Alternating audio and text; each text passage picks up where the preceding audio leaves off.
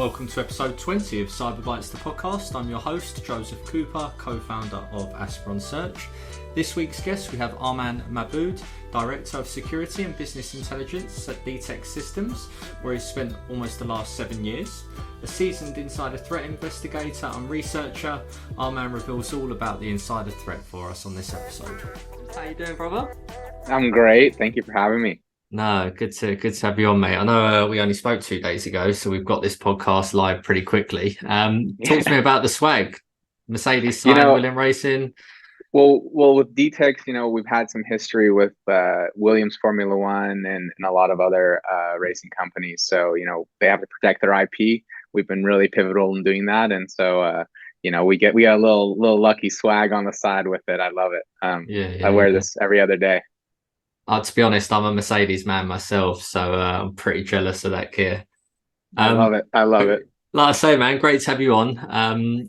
Ultimately, brother, I'm really keen to just take it back to where it all began. I do this with all my guests, and we'll run through sort of how you got into security and then to how you landed the director of business intelligence and insider threat at DTEX. So really keen to see where it all began for you, man. Yeah, I mean, honestly, it's been an interesting journey. Definitely started as an analyst, was working my way through my career and trying to figure out where I wanted to go. It wasn't always, hey, I wanted to do this thing. I have kind of a science background. That when I was younger, I was thinking, hey, I want to go into science and become a physician, right?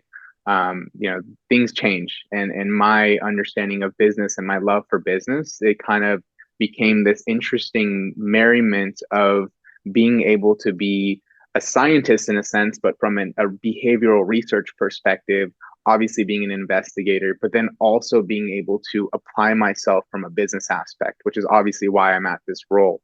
And I was getting my master's in business administration as well throughout my career. I'm at DTEX. I've been at DTEX for 7 years now. So kind of blossomed into the position that I'm in now. Love that. So was that straight out of university or?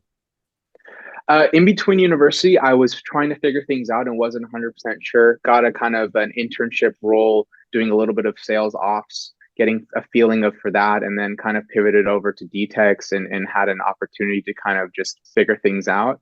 And then through that really just grew into this investigator and kind of just kept moving up the ranks, doing product development, doing all this kind of stuff, really just dramatically impacting the business from every angle, from marketing to the actual investigation side to this and that. So it kind of just, grew into the reality of what it is today. Yeah, nice. So look, pretty solid 6.5 year stint there, huh? Yeah, about seven years going to 8 now. You know what, with everything going on right now, that's a good innings. Most people are jumping every 1-2 years. So what's kept you there so long? For me, I am very, money is great in life, but for me, what really drives me, and it's always been the case, is am I learning something new? Am I getting, the team here and the culture we have and we've built is just second to none. Anybody that joins the company really doesn't want to leave. The second part is really we're at the tip of the spear of insider threat. We know we're the best. There's a reason why MITRE has partnered with us. We're one of the first companies they've ever partnered with in their whole stint. Let alone everything else we're doing. I think just the ability to work and the communication across our business and be able to drive development rapidly it is just second to none. It's kind of crazy. We move as a 1,000-person company and we're only 100 folks, right? It's pretty big. Yeah, nice. So where are you based out of? Where are you? Yeah, born and raised in California, Northern California, pretty much Bay Area, Silicon Valley, and really haven't moved since. I love it. Air's fresh, life's good. Can't complain. Food's great. So. Yeah, nice. Well, let's dive straight into it. So I know we're really keen to talk about the insider threat. For the audience that don't know, can you just give a bit of an insight as to what insider threat actually is? Yeah, I think in insider threat, and we see this in the news all the time from employees, with the Google incident of the employee moving to, I think it was Waymo, for example, and stealing, technically taking project data from their previous employer and using it at their next employment, right? That's one example. It's more data loss. It's more IP theft. You have the others examples of sabotage, right?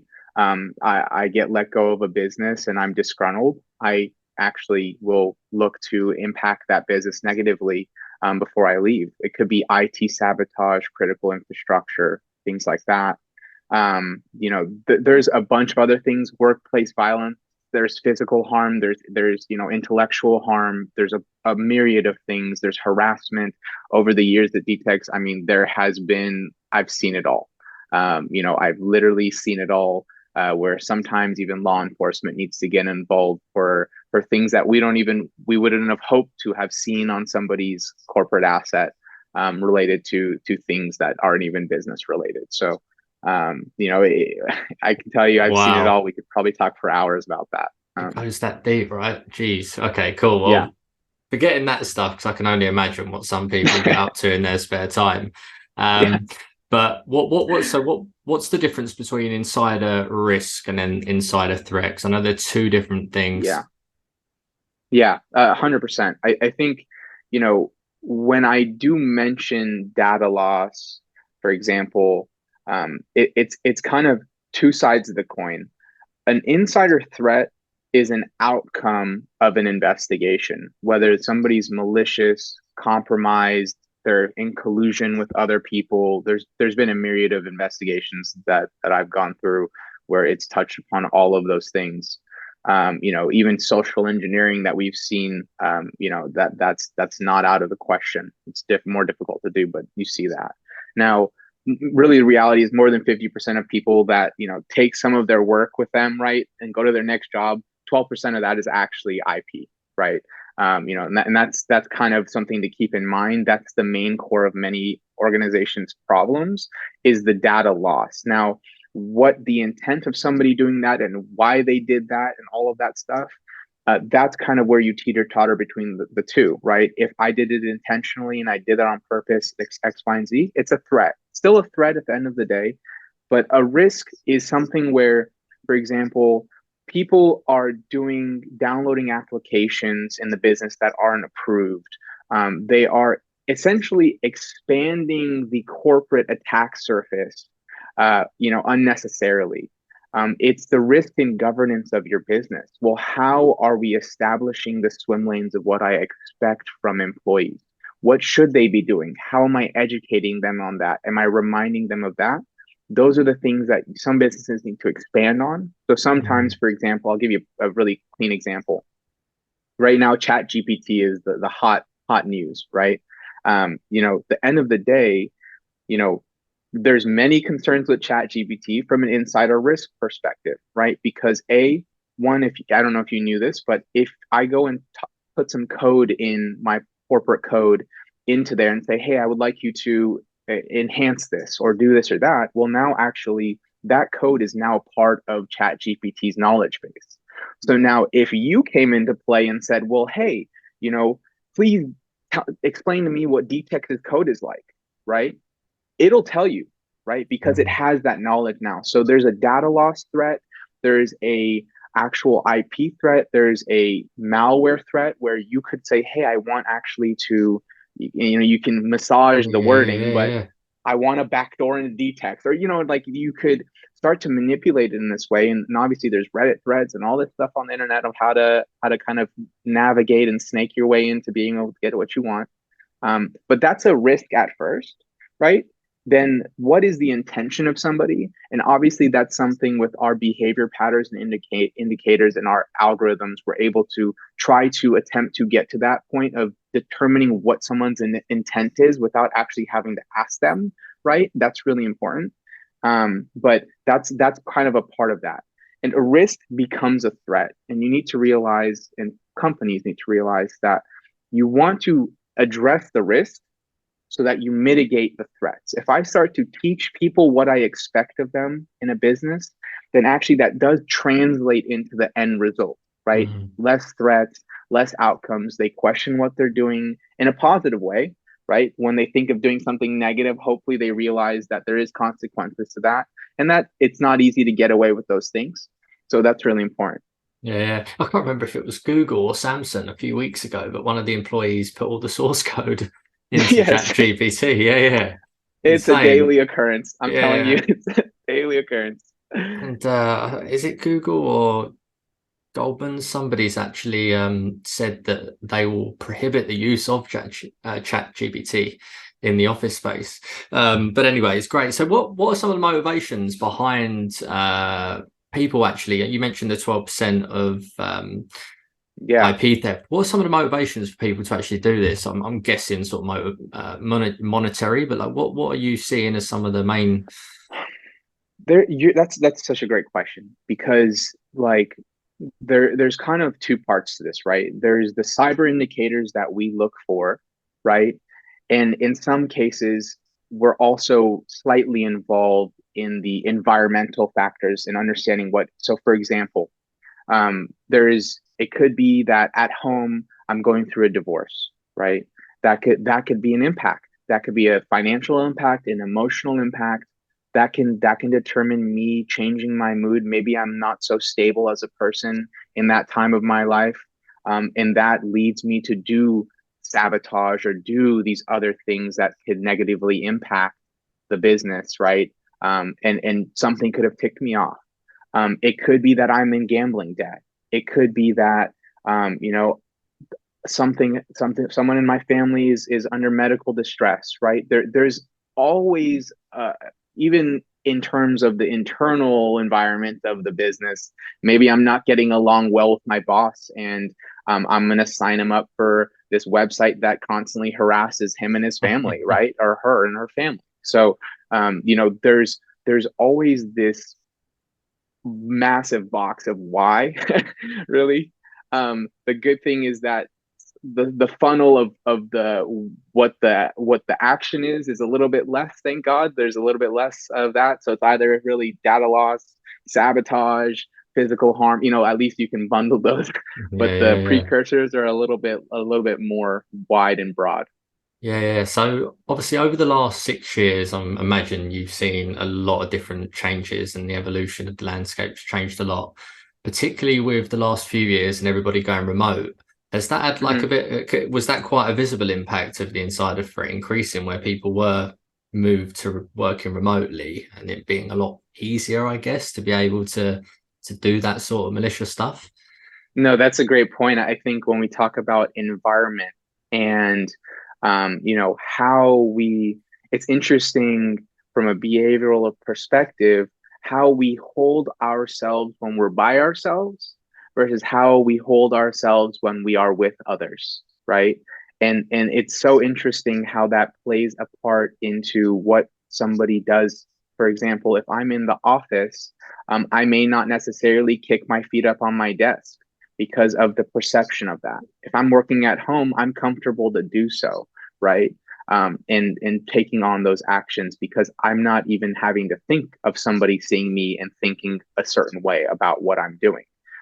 The end result being the same, right? I'm still going to do my job and still do things. Now, at the end of the day, based upon those environmental factors, based upon where a business is at and how that plays a part in that, whether I'm getting resigned or whether I didn't get the promotion I wanted or whether my performance isn't up to par to the business or whatever the case is, those are going to impact somebody's environment, right? And their mental stability and all that kind of stuff, depending on how resilient they are. Now, if I'm at home and I've now been my environment's changed in the sense of where my position is in this company and I haven't been given what I feel like I'm due, um, then I may feel completely comfortable in attempting to take data that I've been working on for years at this company and investing my time. Although, hey, technically I've been getting a salary for that work. But us as humans, we have an attachment to things. It's a great thing. It's a part of our love and our greatness. But that does can make us think differently and act differently when we're kind of in a fight or flight situation. And the interesting thing, as part of our studies and our research, if somebody wants to take data out of a business, they will find a way if the intent is there, if the need is there. And whether a business has DLP in place or some locks and blocks, I don't care. I'm going to figure out a way. And we've seen it time and time again. There's always a loophole for somebody to get it out. And as we know on the internet, there is now a million different websites you could go to where there's gray areas. I'll give you a good example of this actually. Some of the most locked down businesses, right, block all these websites, block this and block that. But sometimes some websites, like educational sites, for me to go and improve my understanding maybe for the business, may have an ability to upload a document, right? A two megabyte Excel sheet, or to do this or to do that. Again, loopholes are always there. Yeah. There's always new things. So it's very interesting how that plays a part. Yeah, and even when you just think about it, like you can just take a picture on your phone of your computer screen. Like, yeah, it's mental. How was so obviously with whole remote working that's evolved, and then obviously like 2021, start of 22, we started seeing a ton of people. I think they called it the Great Resignation. Actually, I think it was. You might have seen some of the news on the press. How did you see an increase? Like, do you see increases when this sort of stuff? Like, what are the trends? Yeah, it's very interesting. We have seen an increase in personal use of laptops and devices, corporate assets, pretty much, with the whole shift to remote working. Now, obviously, there's a lot of hybrid work that's going on, and obviously disgruntlement. The thing with remote working, obviously, is that in many cases, I think businesses, HR, and the business in general need to start thinking about how can they create a better culture, or even create a culture when somebody is not physically in the location where you can really shape the experience, right? Now, this is also why businesses are trying to get people to come back in. They believe that collaboration and all this stuff, will improve somebody's will and feel for a company, and love for a company. But there's definitely an interesting dynamic that's going to need to shift here in terms of how businesses address that. People all want to work remote, right? I want that flexibility. I have kids. I want to be able to go pick them up from school at lunchtime. I want to go do this and do that, and then still be able to do my job, right? So there's a lot of that. There's trends in the fact that people are using corporate assets for personal use. There's more trends in the fact that people are just moving on from businesses more quickly within a year, within 2 years, because more and more opportunities are coming up, right? Being remote working has a value to it, right? It does have a actual value to people, that businesses need to understand. So there needs to be a little bit more flexibility in that. Now, for us, and the good thing for us and what we provide for our community and our customer base is that if Armaan works from home or he's in the office, end of the day, you're going to know what he's been doing on that asset, from a negatively impactful perspective, if he is doing that, right? And how can we kind of make sure that, look, he can go to Sweden and work remotely from there. He can go and do this and that. Great. Love it. Live your life. And I hope that even makes you a better person and also a better employee.